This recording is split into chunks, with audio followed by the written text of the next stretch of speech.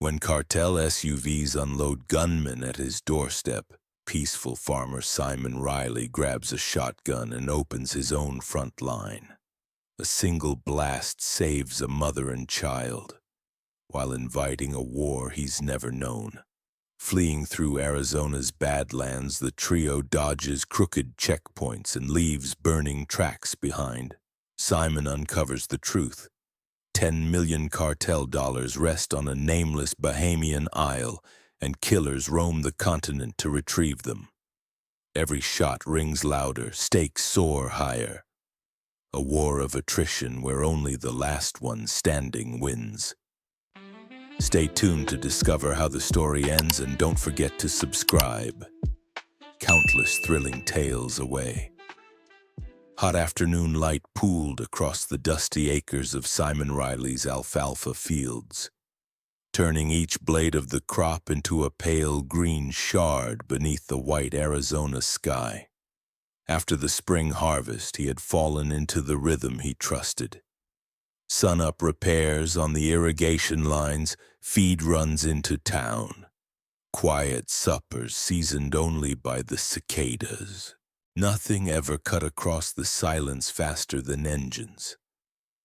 So when the first snarl of high-performance cylinders drifted over the northern berm, he paused mid-stride, one gloved hand still locked around a wrench.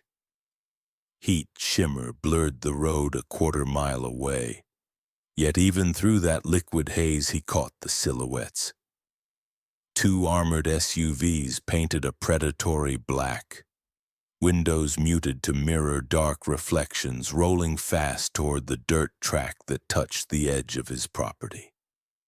Between those jeeps and the wide horizon, a plume of ochre dust chased a single sedan, its front quarter panel already crumpled from a recent impact.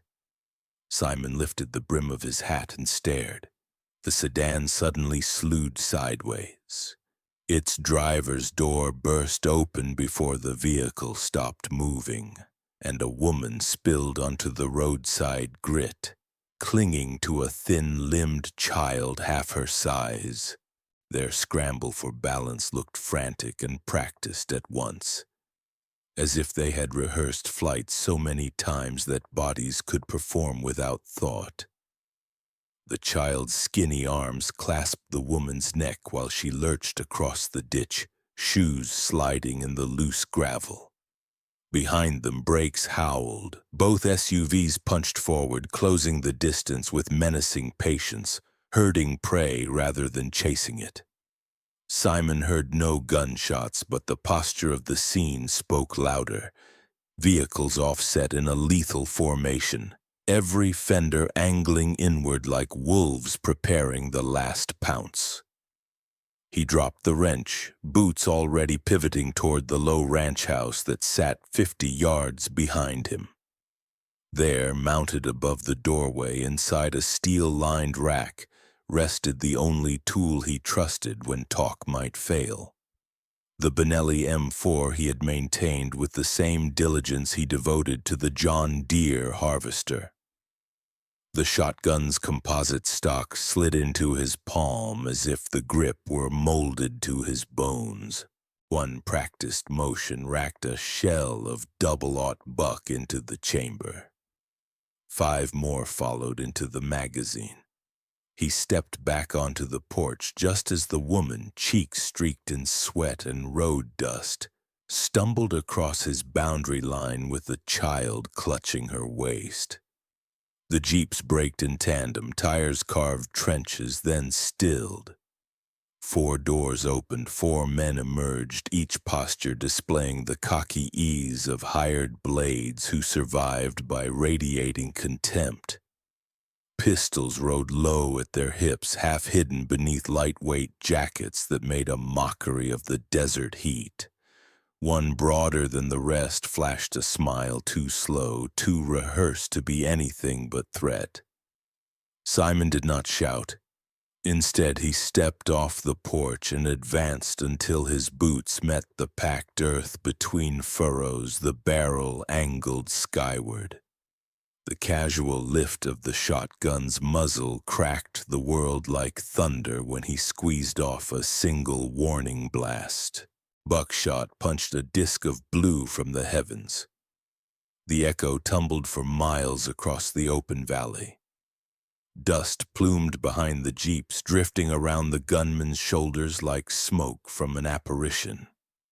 Silence followed, thick as wet clay. The child's trembling breaths were the only sounds close enough to taste.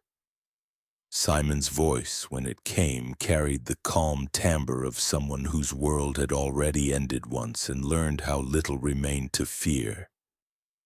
He addressed the four strangers, laid out a line they would cross only by stepping on their own graves, and named the consequence in simple arithmetic. Harm these two and forfeit breath. Their leader laughed, a bass rumble cut short by arrogance.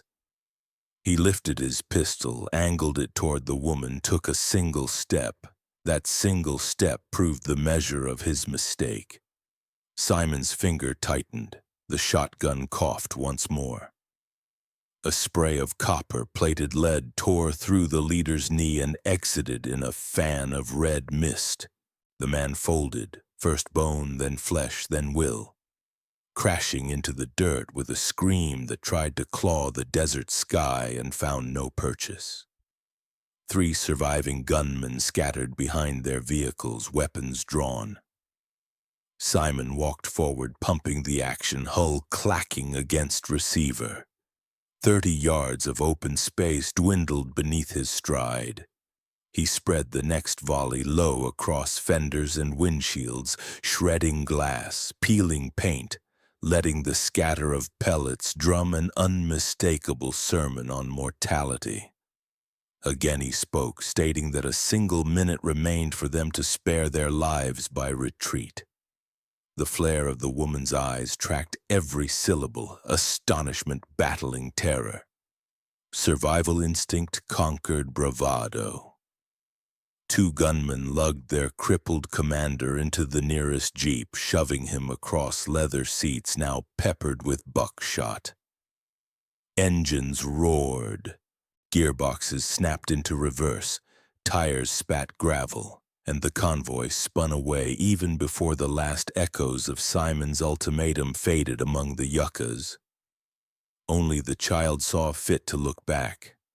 Large eyes watched the shrinking dust plume until a gust erased it like chalk from slate. Adrenaline crashed out of Simon's bloodstream in a single long exhale. He turned, motioned the woman and her son toward the porch.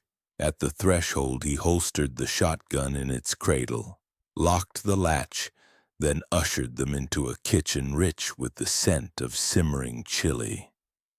Echoes of gunfire faded, replaced by the slow tick of a wall clock and the faint hum of a ceiling fan beating warm air against tired lungs. The child perched at the table, face pale beneath freckles, hugging a cracked mug of water between small palms. The woman remained standing, shoulders braced as if anticipating doors to splinter any moment. Simon reached the stove, ladled bowls, set them before his unexpected guests. He asked for names and received them. She called herself Elena. The boy answered to Mateo.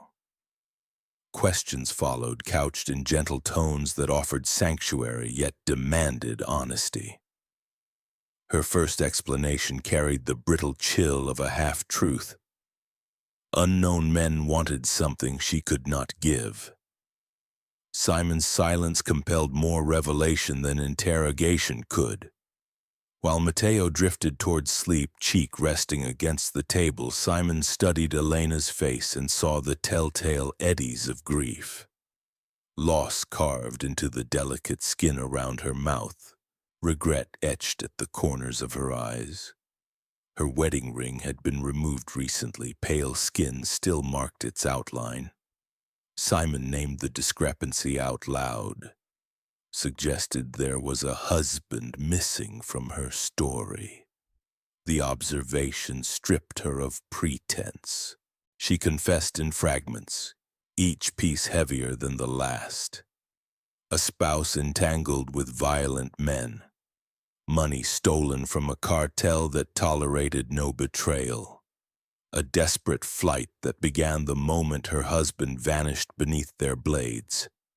She carried their son and a secret the killers craved, the location of $10 million. Simon listened, torn between incredulity and a grim recognition that the world beyond his fences had always contained such peril. He weighed her words against the memory of blood misting from a stranger's knee and judged them true. Yet he also saw calculation in her posture, a defensive shield built from necessity. She held something deeper still, a vital shard withheld until trust replaced circumstance. Night fell. Simon readied the guest bedroom, neither spacious nor modern but clean, sheets smelling of line-dried cotton. In the hallway he paused by a framed photograph, himself in marine fatigues, a younger man flanked by brothers in arms beneath a desert sun half a world away. The memory reminded him how swiftly violence could imprint itself upon ordinary soil. He called an old sheriff he trusted, spoke in low tones about armed trespassers, requested an unmarked patrol to ghost his road through dawn. Across that conversation, the muscular machinery of rural camaraderie clicked into place. No sirens, no questions that reach state databases where corrupt ears might lurk. Just watchful friends moving beneath the radar. Before sunrise the next morning, Simon filled the pickup's auxiliary tank and packed supplies. Non-perishables, spare jerry cans, a first aid kit stocked beyond civilian issue, ammunition sealed in plastic sleeves. Elena stood on the porch while Mateo, still rubbing sleep from his eyes, clutched a battered plush coyote. Her expression showed the tension between gratitude and fear of imposing. Simon cut through that ambiguity with steady pragmatism. They would not wait here for vengeance to return. Inside the barn, he uncovered a weather-stained travel crate and clicked open the lock. Metal glint revealed an M4 carbine, a sidearm, magazine's vacuum packed against moisture. These were relics he had hoped never again to shoulder, but the cartel's reach left little room for nostalgia. He laid everything into the truck's bed beneath a tarp. The final addition was the Benelli, still warm with yesterday's defiance. Dawn spread rosy fire across the horizon, illuminating dust motes that whirled like tiny planets in the barn's threshold light. Simon led Elena and Mateo to the truck, pausing only to glance at his fields one last time, parsing whether he might ever return to coax another harvest from them. He slid behind the wheel, keyed the ignition, and eased the pickup down the track, tires rolling over the imprint of the Jeep's aggression. Miles later, highway asphalt vibrated beneath them. Elena unfolded a worn road atlas tracing back county routes that veered away from checkpoints and speed traps. Simon's contacts fed him updates over encrypted texts, sightings of black SUVs near certain gas stations, unmarked drones humming along the interstates. They adjusted course with each new data point, slipping through the vast labyrinth of desert arteries where every tumbleweed could cloak a threat. By late afternoon, the grim toll of pursuit manifested again. At a remote service station set against a backdrop of volcanic mesas, Simon caught the reflection of a familiar grill in the station's window glass. One of the Jeeps idling across the highway, tinted windshield concealing eyes that surely measured his every move. He guided Elena and Mateo inside the restroom, barricaded the door with a mop bucket, monitored the parking lot through a cracked pane. The Jeep remained 20 tense minutes before pulling away, content for now to track rather than strike. Simon understood their pattern. Wait until fatigue eroded vigilance, then strike with the surgical cruelty of men paid only by successful retrieval. That evening they reached an abandoned motel whose vacancy sign flickered half alive. Simon swept each room, sealed the entrances with braided wire, and stood exterior watch under a bullion moon. Elena tried to sleep, yet nightmares dragged her into waking tremors. Simon, sitting cross-legged outside the door, heard her muffled sobs and felt anger burn cold and bright, as much at the dead man whose theft had birthed this crisis as at the predators chasing his widow.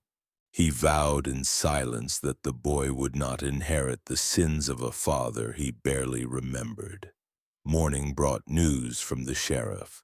A cartel affiliate had bribed deputies 3 counties east, establishing roadblocks disguised as DUI checks. Further south, Simon's former sergeant major, a customs officer now, reported an unusual fingerprint query flagged at an airstrip near Phoenix, attached to Elena's maiden name. The net drew tighter with every latitude. Simon calculated a solution that required risk measured in nautical miles. If the enemy expected highways and airports, then the back door belonged to water, specifically the Gulf, where small fishing vessels could slip into Mexico's sea lanes unnoticed, then pivot southeast toward the Bahamas through a litany of coastal shadows. He called favors stretched thin by years of disuse, locating an old friend charter captain who owed him more than courtesy. The man agreed to meet at a marina outside Corpus Christi. No questions asked, 24 hours hence. Fuel, provisions, forged documents. Simon arranged each detail with the precision of military logistics. He noticed Elena watching him, recognition dawning that this laconic farmer carried skills polished far from any tractor cab. The revelation unsettled her, yet also eased the weight on her shoulders. She no longer fought alone. When the pickup finally turned eastward, rattling across the New Mexico line under churning thunderheads, Simon detected the cadence of a tale in his mirrors. A sedan no local plate could justify hugged 2 car lengths back for an hour. Eased off at rest stops, reappeared minutes later. He confirmed the pattern by decelerating abruptly. The sedan matched and fell in behind a passing RV rather than overtake. Simon adjusted speed to lull pursuit, then veered onto a county service road, dust fogging the rear window. The sedan followed. 10 miles in, he braked hard near an arroyo where mesquite thickets concealed an old cattle laneway branching south. The pickup shot into that narrow cut, suspension rattling. When the sedan reached the bend, Simon's unexpected halt forced their driver into a evasive swerve, fishtailing until brakes seared. The narrow lane trapped them nose first. Simon already stood in the track's center, Benelli leveled across hood height. Through the windshield he saw 2 men inside, hands raised instinctively though their pistols still lay within reach. He approached slow, muzzle steady, then fired into the air above their roof, a posture echoing the first confrontation but now pulsing with tempered restraint. The men jerked in terror, the driver fumbling reverse, tires chewing deep ruts as they scrambled back the way they had come. Simon watched taillights vanish, then returned to the truck where Elena waited pale, clutching Mateo against her chest. He resumed the wheel, unspoken resolve thrumming like a second engine. Storm clouds opened 30 miles later, drenching asphalt in silver streaks. Wipers beat a tattoo against the windshield. Simon's eyes rarely flicked from the mirrors, scanning for ghosts behind every sheet of rain. The road stretched endless, and each mile carved away the last layers of isolation he once cherished. Beyond the windshield, a bolt of lightning tore the sky, turning the horizon into momentary daylight. In that primal flash, Simon felt the story's fuse already lit, burning toward junctions none of them could predict. Whatever waited across the gulf, treasure, retribution, absolution, rush roared toward them as surely as the rain hammered the cab roof. He tightened his grip on the steering wheel, tasted the electric breath of the coming reckoning, and pressed onward into the night. The desert storm tapered into a fine gray drizzle just east of Tucson, leaving behind the brittle scent of wet creosote and asphalt oils that rose like vapor from a simmering skillet.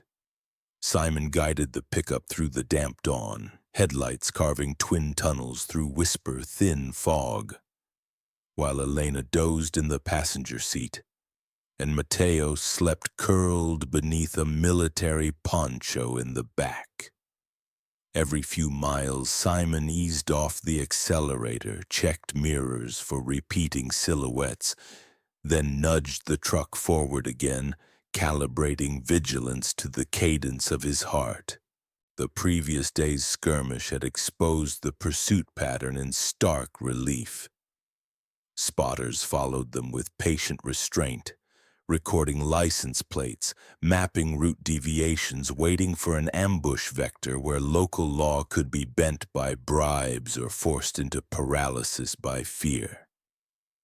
Sunrise found them in New Mexico's boot heel where the land flattened, a scraped platter smeared with pale grasses and the occasional windmill skeleton wobbling in hot updrafts.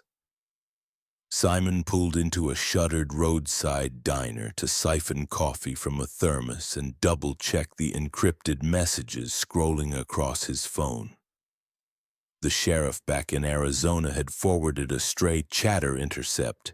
Certain cartel lieutenants were converging on ports along the Gulf Coast, funneling firepower toward charter marinas and customs checkpoints. Simon considered the geography like a chessboard tilted in favor of the darker pieces. Corpus Christi still made sense, but only if he reached it before the noose tightened. By afternoon, they crossed into Texas, merging with a convoy of semi-trailers that shouldered through the interstate dragnet. Simon buried the pickup among those steel leviathans, letting their bulk occlude line-of-sight reconnaissance. From the passenger seat, Elena studied weathered road atlases, her fingers ghosting across county lines never designed for clandestine travel. Occasionally she glanced at Mateo, reassured herself the boy still dreamed untroubled, then returned to logistics, her expression sharpening into the steely competence of someone who had survived months of flight. The transformation reminded Simon of his own pivot after service. That shift from idealism to pragmatic calculation, where every mile carried a catalogued threat index. Outside Fort Stockton, they detoured onto a farm-to-market road that wound between mesas and dry riverbeds. Simon aimed for an abandoned way station where he planned to switch license plates with a duplicate pair couriered days earlier by a retired highway patrolman who owed him for a long-ago battlefield med-evac. The way station's bay doors hung ajar, groaning under gusts that funneled through broken windows. Simon parked inside, replaced plates beneath the dim glow of his headlamp, and sprayed the new numbers with a thin veneer of dust-colored overspray to mimic road grime. Elena kept lookout from the doorway, one hand resting on the butt of Simon's spare pistol tucked into her waistband. They pushed on through Pecos, where dusk bled orange across weather-cracked billboards advertising barbecue and bail bonds. An hour later, a white panel van appeared in the passenger mirror, matching their speed precisely. Simon's stomach tightened. The van's aftermarket cargo vents suggested concealed occupants. He throttled down, let the van creep closer to encourage a pass. Instead, the van maintained position, distance steady at 4 car lengths. Simon accelerated, then braked without warning. The van overshot, engine whining, and fishtailed onto the shoulder.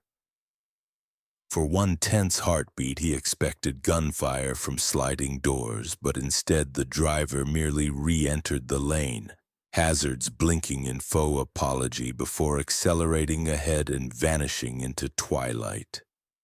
Simon knew the maneuver, psychological pressure, a reminder that eyes remained upon them even when bullets did not. The next morning they reached San Antonio and swung south through thickening humidity that plastered shirts to skin.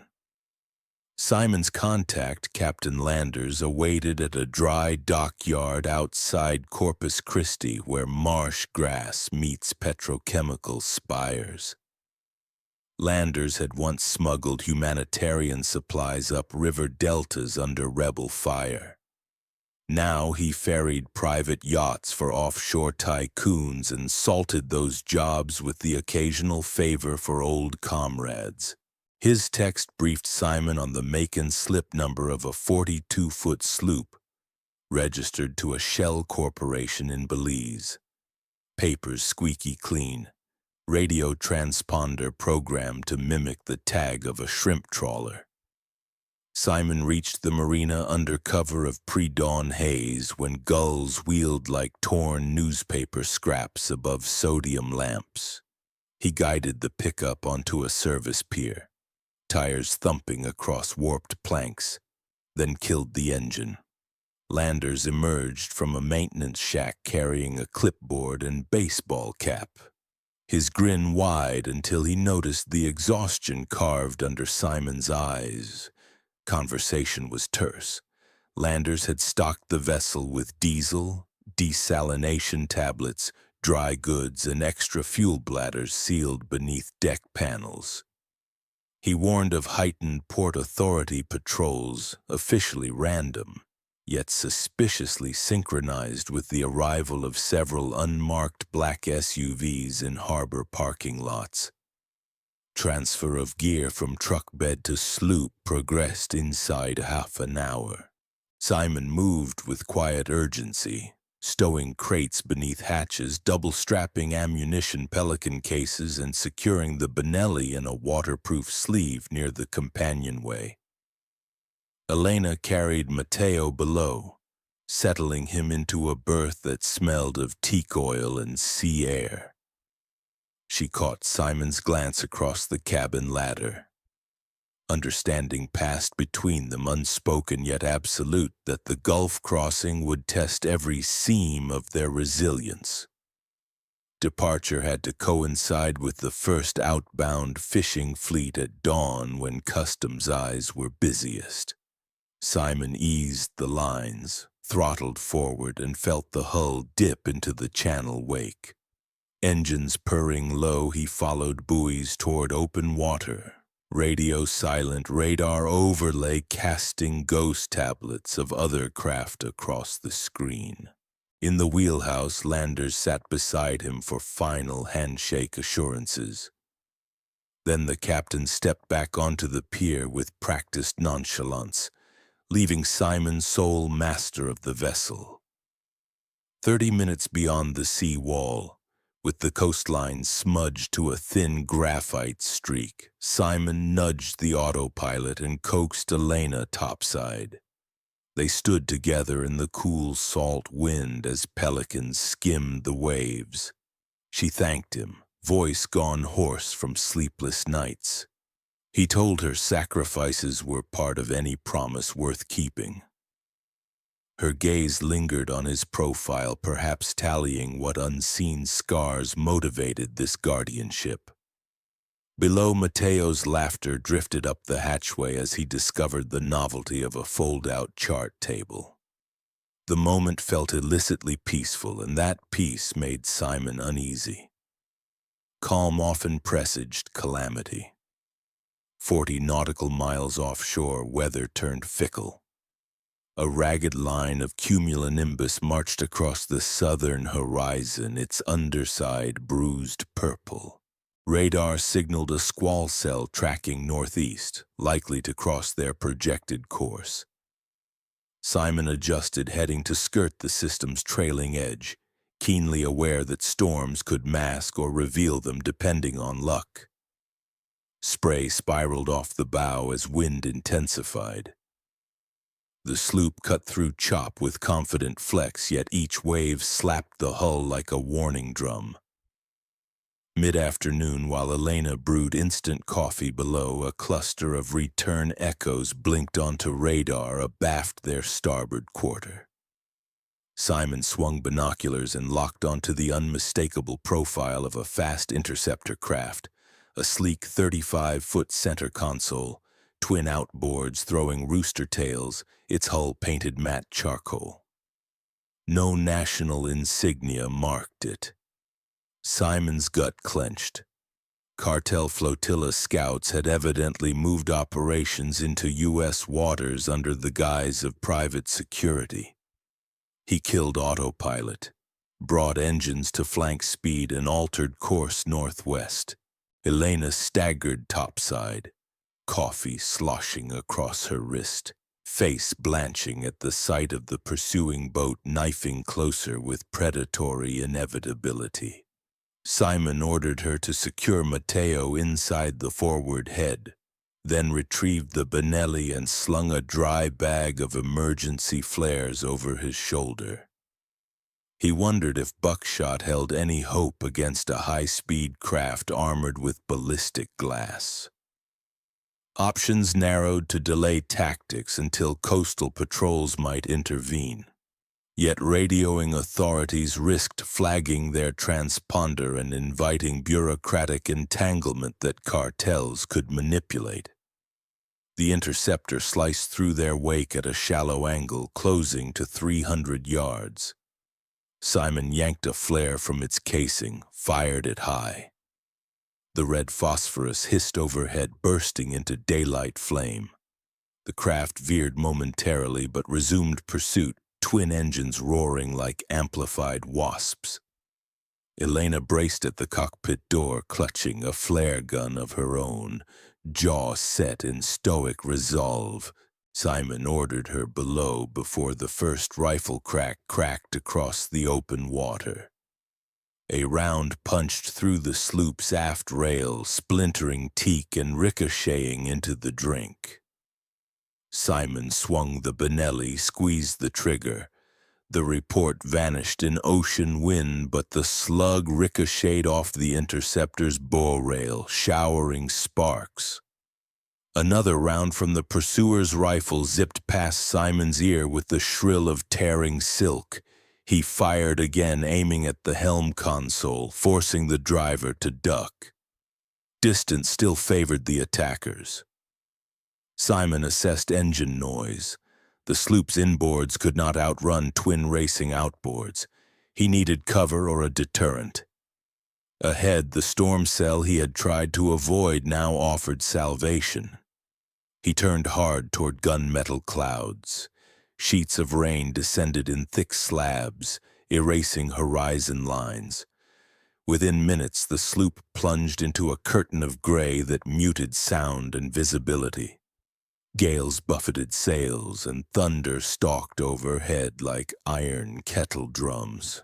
Simon throttled down and zigzagged, using radar glints of wave tops to weave an erratic path. The interceptor followed into the squall, but water spray and wind shear hampered rifle accuracy. For 20 minutes, the lethal dance continued. Then luck shifted. A sudden downdraft slammed the sloop broadside, lurching deck rail to waterline. Elena, gripping a stanchion, watched in horror as Mateo toppled against the forward bulkhead despite the head's latch. His cry pierced the gale.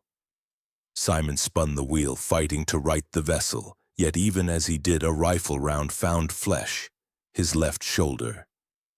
Impact felt like a sledgehammer driven into bone, heat and numbness rolled together. He staggered, tasted copper. Blood spread across rain-slick oilskin. Pain magnified time. Each second stretched like molten glass. Simon forced his wounded arm to cling to the wheel, using the other to lift the shotgun just high enough to unleash 2 blind blasts into the storm bank behind him. The buckshot pattern scattered wide, more noise than threat. But the psychological punctuation achieved its goal. The interceptor throttled back, reluctant to press deeper into the zero visibility squall where angry seas threatened capsize. When at last the radar screen showed empty quadrants, Simon eased power and collapsed to his knees. Elena rushed from below, compression bandage ready, her hands steady with practical desperation. She stemmed the bleeding, braced his arm in a sling improvised from a sail tie, then guided him to the cabin. Mateo hovered, face pale, the plush coyote clutched tight. Simon summoned a faint grin to reassure the boy, though dizziness crowded his vision. Night cloaked the ocean in impenetrable pitch. Elena secured the boat on a heave to configuration that let it drift with minimal sail, then tended Simon by dim cabin lantern. Under morphine from the medical kit, his voice thinned but remained coherent. He spoke of fallback routes, of contacting his customs friend once they reached calmer waters near the Florida Straits. Elena listened, but when the drug pulled him toward shallow sleep, she stayed seated beside the bunk, her gaze fixed on the rhythm of his breathing. Hours later, long after the lantern guttered out, she began whispering truth she had buried since the day cartel enforcers murdered her husband. She admitted knowledge of the hidden fortune, confessed the exact coordinates stashed inside a safety deposit box key embedded within Mateo's toy coyote. She promised Simon half the haul if he would see them safely to the Bahamian Cays. In his morphine fog, Simon caught only fragments: Bahamas, money, trust, and drifted back into darkness. Yet somewhere beneath sedation, a strategic calculus crystallized. The objective was no longer merely survival, but a potential resolution that could rewrite the trajectory of 3 intertwined lives. Dawn painted the sea in ribbons of pewter and rose. Simon surfaced from uneasy dreams. Pain dulled, but persistent. Elena knelt by the chart table, plotting a renewed course that bent eastward, threading between commercial shipping lanes and Coast Guard patrol grids. She spoke softly, outlining her plan for a hopscotch approach. Refuel at a discreet rig platform known to turn blind eyes for cash, then make the long run past Key West under cover of fishing fleets that shadowed the Gulf Stream. Simon nodded. Her strategic thinking matched the cold math of his own assessments. They sailed through the day in tense quiet, broken only by engine checks and the rustle of medical gauze. Late afternoon delivered them into the lee of a towering offshore oil rig whose flare stack lit the sky like an artificial sunrise. Elena hailed the platform on low-band VHF, using a fabricated call sign purchased months earlier from a bribe-happy radio operator. Barges grumbled at moorings as a rented crane swung a fuel bladder onto deck. Two roustabouts accepted rolled bundles of cash and said nothing about bullet holes stitched along the sloop's taffrail. Refueled and provisioned, they slipped back into open water beneath deepening dusk. Simon studied radar, half expecting the charcoal interceptor to rise again from the horizon, but the screen remained bare. Physical fatigue settled across his bones like wet cement, yet urgency kept his mind razor-sharpened. He sensed the pursuit had not ended, merely recalibrated. Cartel resources included satellite relays and corrupt maritime AIS data. Eventually, they would triangulate deceitful transponder lists and spot the Belizean yacht that transmitted shrimp trawler metadata but sailed at trawler-incompatible speeds. Time compressed into a shrinking window in which to outrun economics of violence. Just after midnight, Elena approached the cockpit, cheeks ghostly in moonlight. She offered something folded. Mateo's plush coyote unstitched along the spine to reveal a stainless steel key and laminated card printed with latitude, longitude, and a numeric code that matched a Bahamian bank branch. She placed the key in Simon's uninjured hand, her expression equal parts plea and pact. Simon closed fingers around the sliver of metal and felt its weight exceed its mass. He considered the convergence of motivations: vengeance sought by a cartel, security required by a child, redemption perhaps owed to himself for years spent steering clear of entanglements. He told her without direct words that he would see the mission through. She did not smile, preferring sober acknowledgement, yet relief softened her rigid shoulders. Together they folded the coyote shut, stitched the seam, and returned it to Mateo's berth where the boy slept undisturbed. Dawn crept up beneath a low ceiling of altostratus clouds that turned the world a muted pewter. The wind shifted, backing southwest, good for a broad reach toward the Keys. Simon plotted a run that would take them parallel to shipping lanes, using tanker shadows as intermittent radar blinds. He rigged a storm jib to ease strain on wounded muscles, then retreated below for a final antibiotic injection.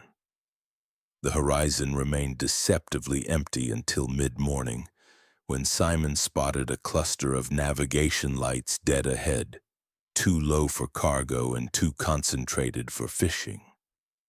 Binoculars confirmed a flotilla of 3 craft sweeping a search pattern.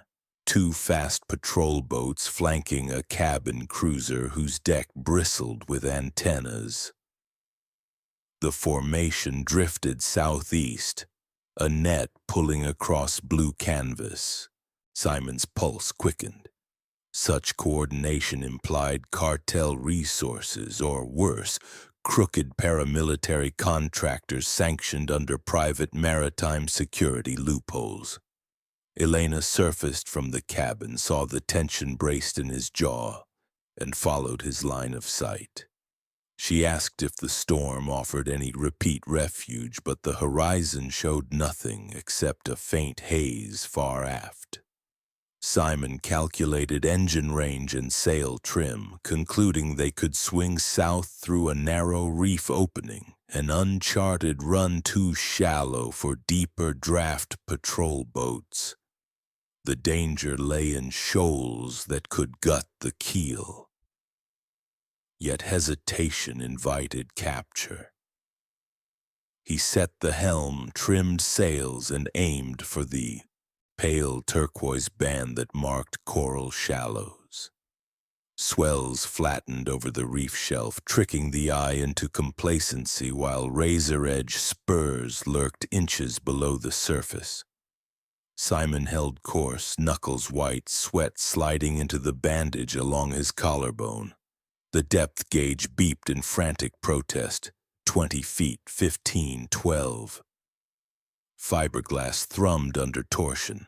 Elena secured Mateo in the cockpit, arms wrapped around him, murmuring calm though terror rippled through her posture. Patrol engines roared behind them, surging toward intercept distance. Simon veered a hair's breadth starboard, aligning hull shadow with a sandy corridor he prayed continued beyond radar margins. Depth dropped to 9 feet, then 8. Coral heads glowed like submerged knives under crystalline water. The sloop's keel brushed grit with a shudder but slid on. Behind them, one patrol boat attempted the chase. Draft too deep. Engine props chewing reef before throttling out amid plume of shattered coral. Simon exhaled only when open water blossomed ahead, deep and sapphire. The remaining patrol craft circled at reef's edge, unwilling to sacrifice engines on a blind run. Simon swung east again, hearts pounding in triple-time cadence with the boom's creak. Adrenaline washed his headache into throbbing clarity. He realized the Gulf chapter neared its culmination. Soon they would enter the Straits of Florida, where international waters blurred law enforcement jurisdictions. For now, a fragile sanctuary unfurled between them and pursuit, measured in miles rather than minutes. Simon steadied the helm. Elena checked on Mateo, and the sloop knifed through sun-dappled swells toward the promise of archipelagos where secrets lay buried in white sand and turquoise lagoons. The wounded farmer-soldier felt the tug of destiny more keenly than the ache in his shoulder. Ahead waited not just money nor even safety, but the irrevocable pivot of his fate first set in motion on a dusty Arizona afternoon. The sloop ghosted eastward through syrup-smooth water, leaving a single filament of wake that unraveled behind the transom until even the gulls lost interest. Dawn's first hush had given way to late-morning glitter, the sea gone opalescent under a rising sun that bleached color from everything except the bruised bandage wrapped across Simon's shoulder. Each shallow inhale snagged on the edge of fractured bone, yet discipline kept movements economical and face unreadable. For the boy still occasionally stole glances when he believed no one noticed. Elena stood beside the cockpit binnacle, wind threading her hair into salt-stiff ribbons, eyes scanning horizon quadrants like a lighthouse wick that never guttered. The coral shelf receded astern, replaced by the yawning gulf of deep-water blue. Nothing but rolling swells stood between them and the ragged constellation of islands that formed the northern Bahamas, a world where customs protocols became porous and private Ks were traded like poker chips among shell firms. Simon understood that lawlessness behaved differently out here. Less brazen gunplay, more quiet leverage applied behind resort walls and numbered accounts. The cartel would pivot accordingly, exchanging rifle teams for attorneys, pressure for bribery, all in pursuit of the same objective locked inside Mateo's stuffed coyote. He felt the timeline contract with every nautical mile, a fuse sizzling through unseen powder. Midday heat gathered in the cockpit until it pressed sweat from every pore. Elena retreated below to inventory supplies. She labeled watertight bags of dried beans, vacuum-sealed rice, electrolyte tablets. She logged ammunition totals with marksman neatness, a gesture that comforted Simon by proving she had fully accepted the calculus of conflict. When she resurfaced, he briefed her on the approaches to Bimini, channels riddled with sandbars where shallow draft runabouts could vanish behind mangrove cuts. customs outposts manned by officers both honest and opportunistic, marinas funded by hedge fund shadow capital. Elena listened while dividing her attention between charts and the boy who traced toy trucks along nonsensical racetracks across the teak deck. Late afternoon smeared the sky with cirrus streaks, prelude to a subtropical frontal boundary sliding up from Cuba. Simon adjusted trim, harnessing the westerly breeze. He noted a falter in RPM on the port engine, chalked it up to biofouling in the intake grate, and filed it for dusk maintenance. Yet 30 minutes later, a second sputter cracked the quiet. He cut throttle, coaxed open the engine hatch, and found seawater beading along a severed fuel line, knife-clean slice too precise for chafe. His mind flicked through recent harbor contacts. The roustabout on the rig who had bantered while handing over hoses, the customs skiff idling near the shallows, the anonymous deckhand dipping a chamois over fiberglass hours earlier at the fueling berth. Sabotage required access measured in minutes. He replaced tubing with a spare length, double-clamped, and added the realization to his column of probabilities. The enemy had chosen stealth dogs to snap at their heels, not wolves howling on the trail. Elena watched his hands move and understood more from tension in his shoulders than from any explanation. She helped bleed air from the line, her face hardening into a resolve that matched his. No words formed, because none were needed. The risk landscape had merely sharpened. Evening lowered itself like a velvet curtain over the sea. Phosphorescence dappled each bow wave, glowing traceries that echoed distant constellations. Simon plotted a dogleg course south of Bimini to a lesser-known sand cay marked by a single stunted palm and an abandoned weather station. A spot where he could run a damage inspection under cover of darkness. They reached it hours past moonrise, low silhouette, white sand glimmering under starlight, waves murmuring like a crowd outside a locked door. Simon nosed the sloop into shin-deep water, dropped anchor, and ferried Elena and Mateo ashore in the tender. The weather station's fibro cement hut bore rusted louvers and graffiti left by decades of vagabond sailors. Inside, broken instrumentation littered the floor, but the steel skeleton still offered shade and vantage. Elena spread rations while Mateo prowled the perimeter, discovering bird bones and hermit crabs. Simon moved aft to inspect the hull with a dive light, submerging into chilled turquoise. Barnacles had not caused the line cut. A sliver of carbon black epoxy glued under the transom confirmed sabotage. A GPS tracker barely larger than a matchbook whose battery LED winked green every few seconds. Rage flickered behind Simon's calm expression.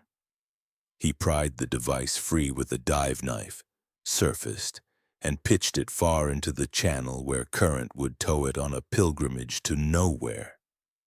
Dawn seeped pink across a sky untroubled by cloud. They refloated the sloop at high tide and set out for the chain of cays east of Andros, where private airstrips serviced resort villas disguised as research facilities. Simon's sheriff contact had forwarded a coded burst overnight. Cartel emissaries were already on Nassau, pressuring local police for cooperation. He read the message, filed it in the same mental ledger, and adjusted sail trim again, running a silhouette that blended with island-hopping charters. By mid-morning, they threaded the reef break outside Great Harbor Cay, choosing an inlet too narrow for large patrol craft. Moorings lay half empty, off-season indolence coloring every storefront except the customs shed. Simon accompanied Elena and Matteo ashore, presented fabricated passports that traced their origins to St. Kitts. The officer on duty wore mirrored sunglasses that failed to mask his curiosity at Simon's bandaged arm.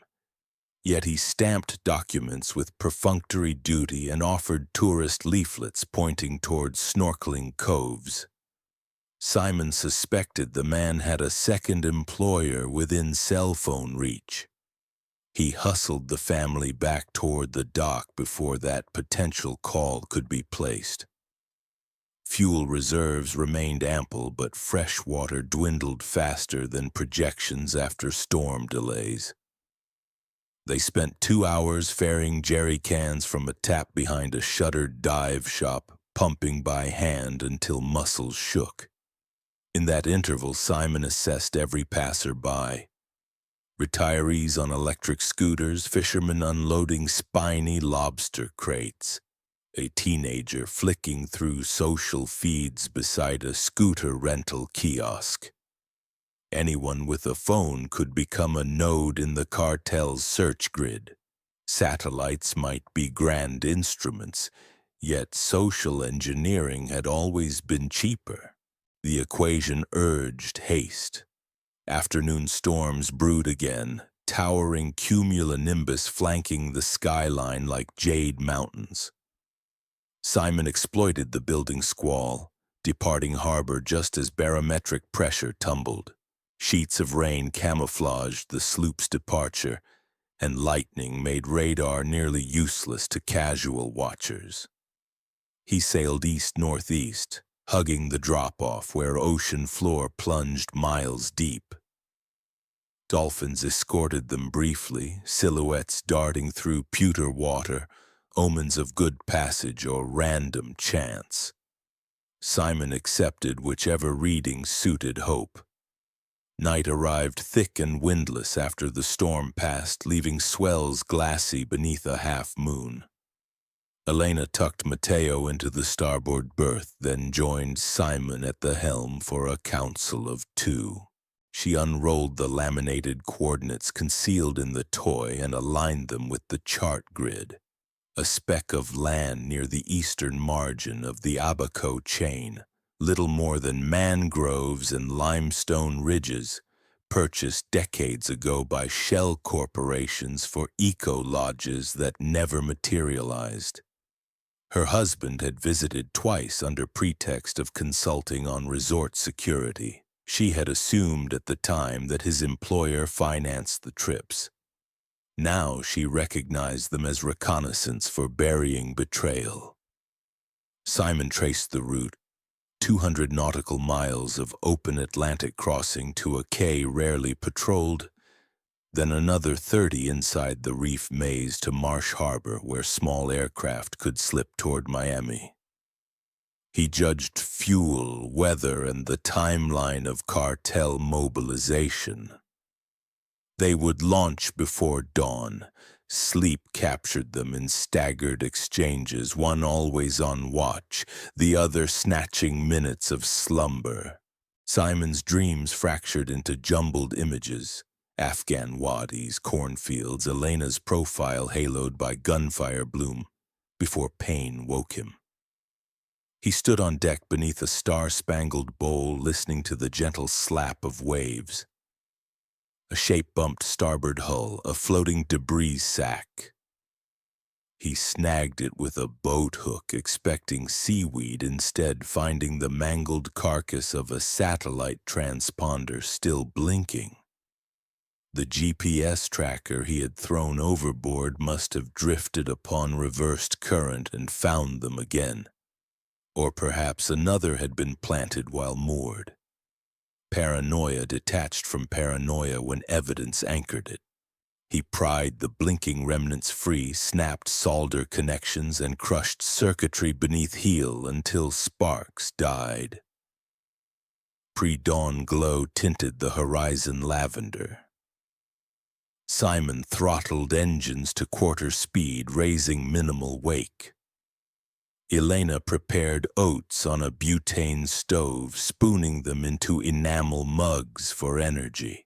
Matteo slurped his breakfast with the solemn concentration of small bodies converting sugar into courage. Simon recalibrated radar filters, scanning for traffic. 2 freighters lumbered north along established lanes, but otherwise water stretched empty. At 80 nautical miles shy of the quay, the sloop's AIS alarm chirped. An approaching vessel without broadcast ID had entered target CPA range less than 4 miles astern. Simon climbed the companionway ladder, binoculars pinned to eye sockets. Rising from wave troughs appeared a squat silhouette, an armored yacht fitted with forward-raked windows and deck rails too high for leisure craft. Painted taupe to vanish against ocean haze, it embodied private security chic.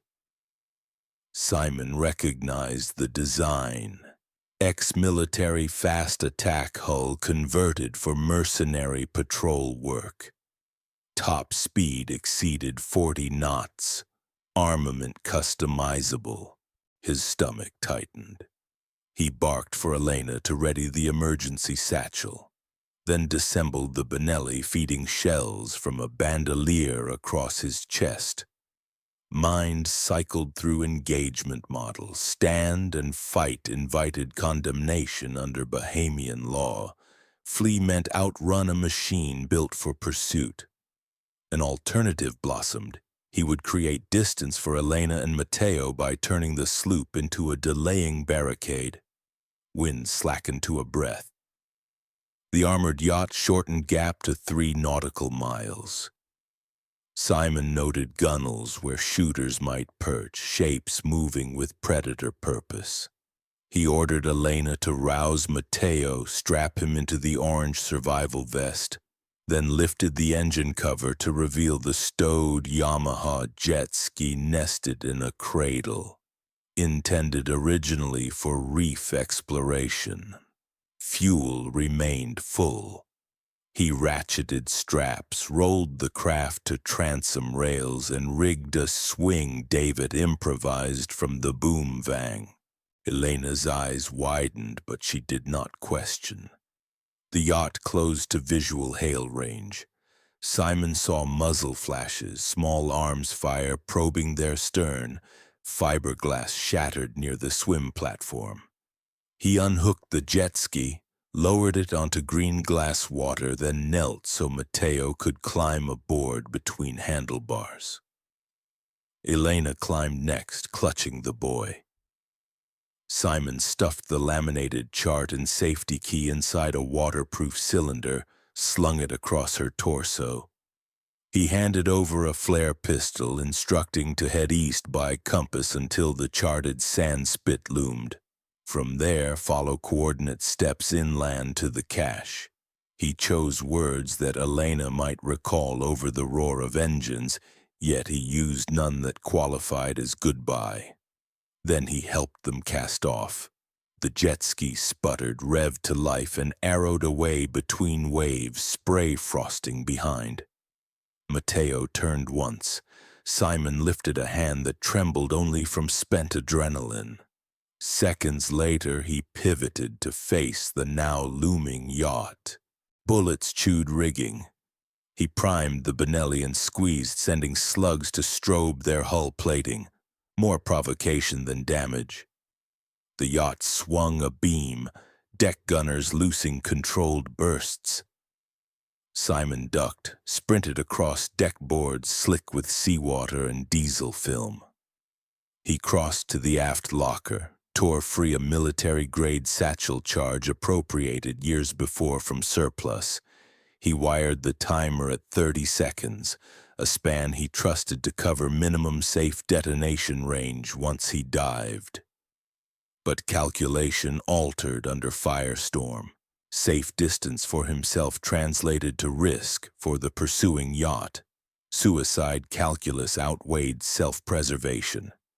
He knew the laws of ballistics and blast radius. He estimated slant distance and hull thickness. He calibrated where shock wave would fracture the armored yacht's internal systems without scattering shrapnel toward the fleeing jet ski. Newman lines connected in the mind of a farmer engineer who once laid shaped charges under desert skylines. He placed the satchel near the engine manifold, yanked safety pin from striker, and felt the tremor of ticking destiny. A final glance found the jet ski a dwindling speck now bow-cutting dawn's molten path. Across the deck, bullets spun through canvas, sparking off winches. Simon's lungs filled with ocean-iced air. He counted 8 paces to the gunwale, leapt outward in a hurtling dive, and surrendered to the sea. Salt closed over his head, shock chill slamming lungs. He frog-kicked downward, arms fighting agony from the wounded shoulder, mind tracking seconds 23, 22, 21. Above, propellers snarled as the armored yacht powered closer, perhaps aligning for ramming. 14. 13. He curled into a ball behind the sloop's ballast keel as though it were a final redoubt. 7. 6. A flash whitened the world. The blast registered first as a massive concussion that punched water into ripples of thunder.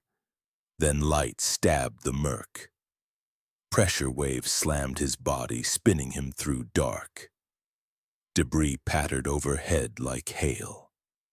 He surfaced to chaos. The sloop vomited fire from cracked bulkheads, mast tilting at grotesque angles, diesel smoke stitching the air. The armored yacht wallowed 50 yards abeam, bow sheared by flying shrapnel, deck crew sprawled. Flames blossomed into secondary explosions as the sloop's fuel bladder ignited. A roiling fireball climbed skyward, coloring clouds incandescent orange. Simon treaded water, lungs burning, eyes stinging from diesel. A third eruption lifted the vessel's stern clear of the sea before it shattered in cataract spray. Debris began to rain. Charred sailcloth, fragments of polished teak, shards of tempered glass that caught sunlight like falling stars. Pain radiated from shoulder and ribs. Blood slicked salt. Yet consciousness clung. He oriented by sun glinting off the jet ski far away, saw it streak unaided toward horizon. Relief, sharp and pure, momentarily subsumed agony. He turned to gauge the armored yacht. Engine stalled, hull settling lower. Crew scrambled amid sparking wiring. Their weapons lay drowned or melted. Smoke curled, siren wails rose from internal alarms. Simon felt strength ebb with every heartbeat. Scavenging for floating wreckage, he found a shattered hatch cover, lashed himself against it. Waves heaved, bearing him eastward on the very current he had plotted for Elena. Sky faded from cobalt to translucent white as adrenaline drained. He closed eyes against glare and yielded to the tide, trusting that crashing chaos behind him bought enough margin for mother and child to disappear into the labyrinth of K's. Memory skittered, light fractured across retinas, time unstitched. Somewhere in the hazy drift he sensed rotor thrum overhead, smelled aviation fuel. Felt harness straps cinch across chest. Voices burrowed through exhaustion, accents undecipherable. Then nothing but blank intervals like pages torn from a journal. When awareness returned, ceiling tiles replaced sky. Antiseptic tang replaced salt. Fingers twitched against starched sheets. Monitors beeped at laconic pace. Intravenous lines spidered across tan arms now mottled with bruise bouquets. Simon tried to orient, but gravity anchored lids. Beside the bed, a side table hosted a single craft paper envelope, unmarked except for his name printed in block capitals. He floated between lucidity and dream until strength pooled enough to raise fingers. But that moment, the opening of the envelope, lies not yet revealed, for now, sensors continued their quiet metronome. Morphine shadows flickered at the edges of vision, and rain whispered beyond windows somewhere in a city he could not yet name. Bleached ceiling tiles formed an endless shoreline above Simon's field of vision, their fluorescent glow a sterile imitation of daylight. The antiseptic hiss of a ventilation duct carved seconds into audible strands, yet he measured time instead by the rhythmic rise and fall of the morphine pump that clicked beside the bed. Somewhere down the corridor, a heart monitor alarm warbled, but the nurses let it lapse a few beats before silencing it. Proof that the ward dealt in emergencies calibrated closer to routine than crisis. Memory returned in pulses. The roar of detonating diesel, brine flooding his lungs, rotor wash whipping seawater into a cyclone, then nothing but darkness stitched together by intermittent pain. Now he lay clad in thin cotton pajamas, left shoulder swaddled beneath layers of gauze and plastic sheeting, intravenous lines feeding anesthetic calm into veins still primed for adrenaline. On the side table waited a craft envelope no larger than a paperback, its flap secured with red sealing wax that bore a thumbprint rather than a crest. A nurse had left it that morning, claiming a courier delivered it without signature. Simon's fingers felt clumsy, but curiosity gnawed harder than lingering ache. He tore the flap and slid contents across the sheet. First emerged a cashier's check issued by an offshore bank. The numerals so large the comma placement looked like a typographical error. $5 million drawn against an account labeled Agave Trust. Beneath it lay a passport bearing a photograph of his own unsmiling face, yet listing him as Samuel Rhodes, citizen of New Zealand, complete with immigration stamps dated months in the past. Tucked behind the passport was a folded airline itinerary. Miami to Marsh Harbor, open ticket status, boarding code already pre-checked.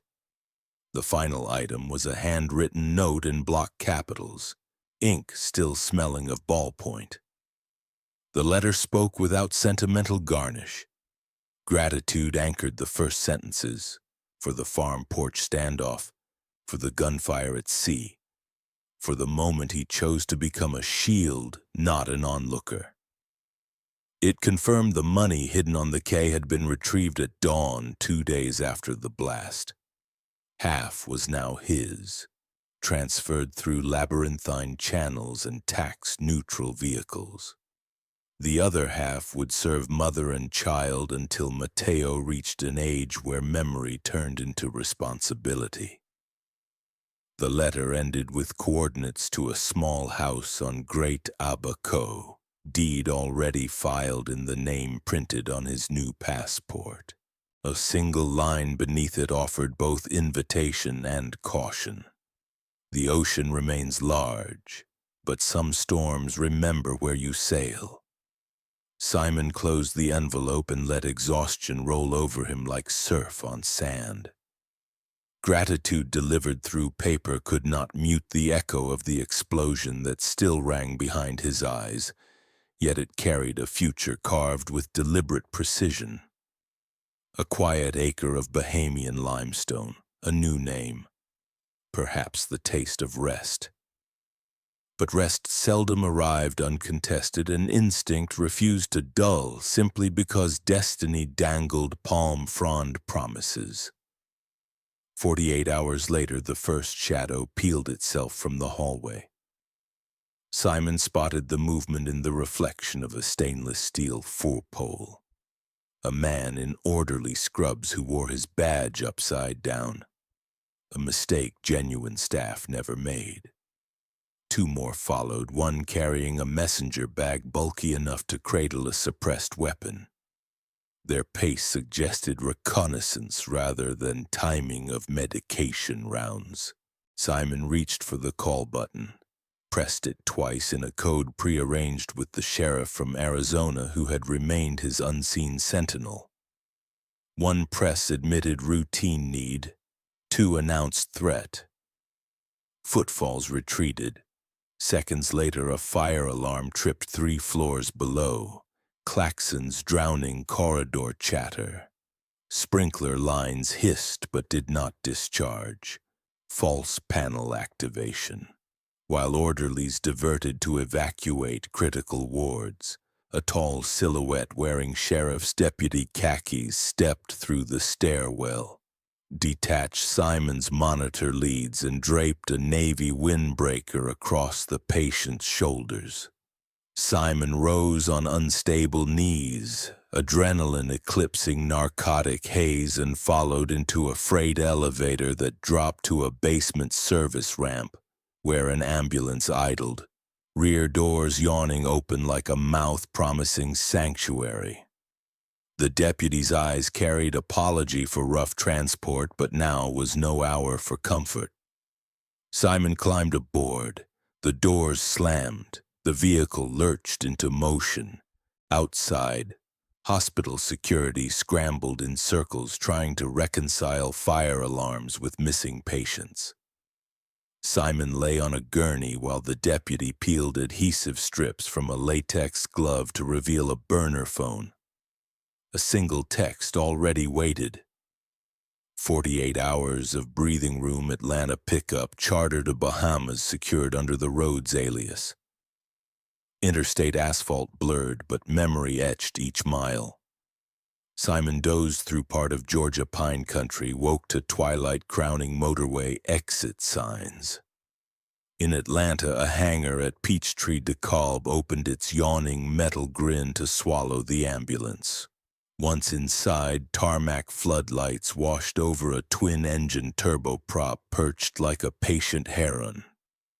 The pilot, mid-50s, wore faded flight jacket patches that suggested Cold War origins. No names were exchanged, only destinations mattered. They took off under civil twilight protocols, climbing through mauve dusk into quilted darkness. Over the drone of engines, Simon processed the envelope's math. 5 million net of laundering fees equated to security for seasons not yet lived. Yet numbers alone tasted flat. What gnawed at him was the half-finished arc of violence. The cartel's yacht had burned, yes, but organizations survive lost hardware. They trade shipwrecks for vendettas. Elena had retrieved the money her husband buried, effectively ratifying the cartel's suspicions. It would turn every satellite and bank ledger toward a Baco until pride felt avenged. Runway lights at Marsh Harbor approached like a string of luminous pearls set upon black velvet. Wheels kissed asphalt, props spooled down to idle. Customs occurred in a shuttered hut where an immigration officer lounged with bare feet propped on a cooler. A crisp $50 bill convinced him not to notice the bandaged shoulder. Outside, humidity thickened the night air into a warm blanket that smelled of salt and hibiscus. A Jeep Wrangler waited with keys in the visor, exactly as the letter promised. Simon drove north along Queens Highway, headlights lancing through sable palms that arched overhead like cathedral beams. After 40 minutes, he reached a dirt spur where 2 coconut husks hung from a rope swing, a landmark described in the letter. The Wrangler crawled along rutted sand until house lights winked between sea grape thickets. The home was modest, single-story stucco, shutters painted aquamarine, corrugated roof humming beneath trade wind gusts. A battered fishing skiff rested upside down beside the porch steps, hull chalk penciled with a child's drawings of dolphins. Ambient lamplight leaked from louvered windows, casting gold bars across beach grass. Simon tapped once on the screen door, half statement, half question. Footsteps padded across hardwood, then Elena appeared, hair tied in a loose braid, eyes framed by the unmistakable fatigue of weeks spent on guard. Relief warred with disbelief before softening into the kind of smile built from marrow rather than muscle. Mateo's head peeked around her hip, plush coyote traveling companion clutched by one ear. They crossed the threshold without greeting ceremony, the quiet serving as a more potent embrace than any words. In the living room sat open crates filled with vacuum-sealed cash bricks, already sorted into denominations. Spreadsheets lay on the coffee table beside a half-emptied teacup. Evidence of nights spent converting illicit fortune into future stability. Atop the pile rested a small revolver and a stack of Bahamian property deeds. Simon examined the wounded remains of his shoulder in a hallway mirror, flexing fingers to test nerve recovery. Elena produced a fresh dressing kit, replaced blood-spotted gauze with antiseptic precision born of necessity. Then they settled at the back veranda where moonbeams painted the inlet silver. Waves whispered secrets through mangrove roots. Mateo chased sand crabs by flashlight, giggling softly. For an hour they allowed silence to spool, broken only by the shush of tide. Eventually, strategy intruded. Elena slid a map across the table, its corners weighted by conch shells. Red circles inked potential cartel landing zones on neighboring islands. Blue ticks marked sympathetic locals, fishermen, or flyboat captains willing to send warnings. She had built an intelligence grid while he healed, her transformation from hunted to tactician now complete. Simon added updates. The GPS trackers, the hospital incursion, the probability that the cartel's American proxies still monitored flight logs. He suggested laundering the cash through hurricane reconstruction projects, a method that converted criminal funds into local goodwill while confusing forensic accountants. Elena countered by proposing donations to churches and schools that asked no questions. Both recognized money in motion stayed safer than money at rest. Plans iced over until dawn tint when conversation slowed by mutual agreement. They carried Mateo to bed and retreated to separate rooms, though neither slept deeply. In his borrowed bedroom, Simon listened to ceiling fans whir and wondered if fate expected further blood before debts cleared. Morning erupted with kingfisher cries and the smell of frying Johnny cakes. Simon sat at the porch rail, binoculars trained on horizon sectors, scanning for engine wake signatures distinct from lobster skiffs. The sea remained unmarred, save by a white sloop tacking lazily toward the channel, gulls drafting its mast. Still, his pulse refused to slacken. By midday, Elena's improvised early warning network activated. A battered Nokia buzzed with an SMS code, 3 mangrove emoticons followed by a single anchor. Translation: unidentified speedboat cluster sighted near Cooperstown, heading south. They had perhaps 90 minutes before visitors announced themselves. Simon moved with measured purpose, hauling a weather-stained duffel from beneath porch slats. Inside lay a collapsible drone, palm-size yet outfitted with high-gain microphones and thermal camera. He launched it, screen mirroring the feed onto a tablet while gentle prop hum faded upward. The drone's eye roved across the strait, locking onto three dark silhouettes punching northward at 30 knots.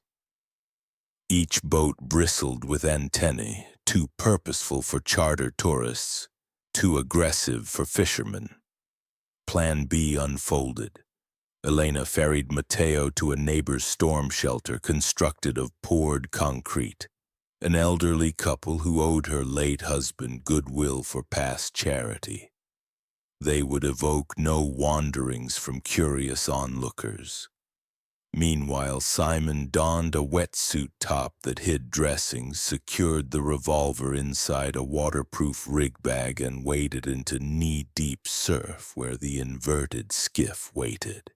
He righted the hull, shoved off, and paddled around the point, disappearing behind mangrove walls. The Cartel boat slowed at the pier an hour later. 6 men disembarked, dressed for tropical ease yet moving with soldierly economy. They found the house unguarded save by open shutters that revealed an empty living room. One lifted his phone, sub-vocalized progress to a superior voice half a hemisphere away. Then they fanned out, 2 circling beach line, 4 breaching doorway.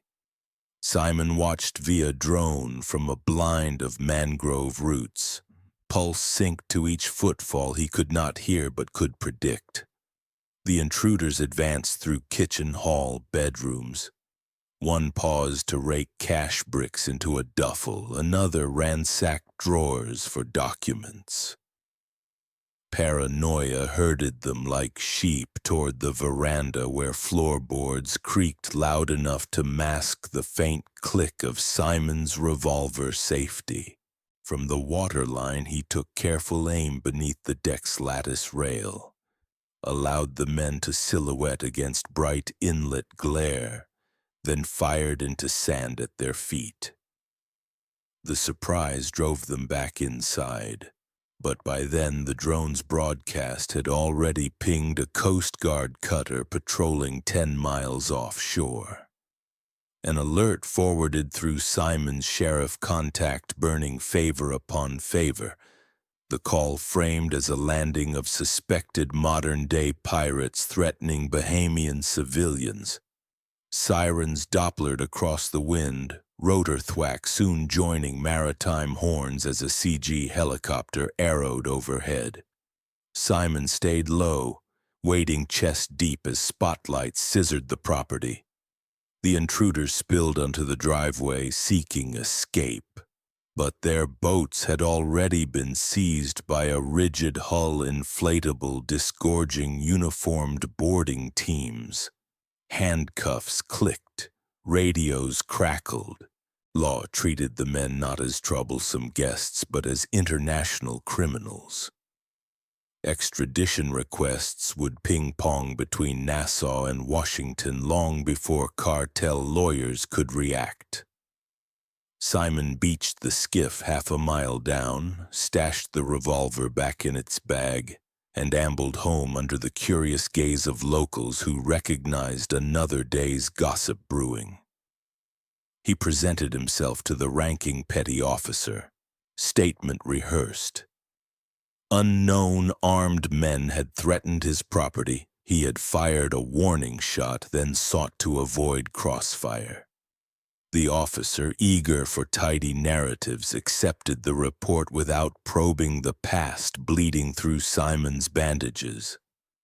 By dusk, the cove returned to its languid heartbeat.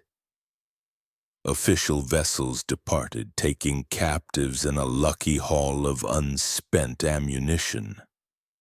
Elena returned with Matteo, the boy holding a sand dollar bigger than his palm, blissfully unaware that gunfire had echoed beneath the sea grape canopy. They repaired the veranda rail where a stray round had notched a post, resetting life one nail at a time as though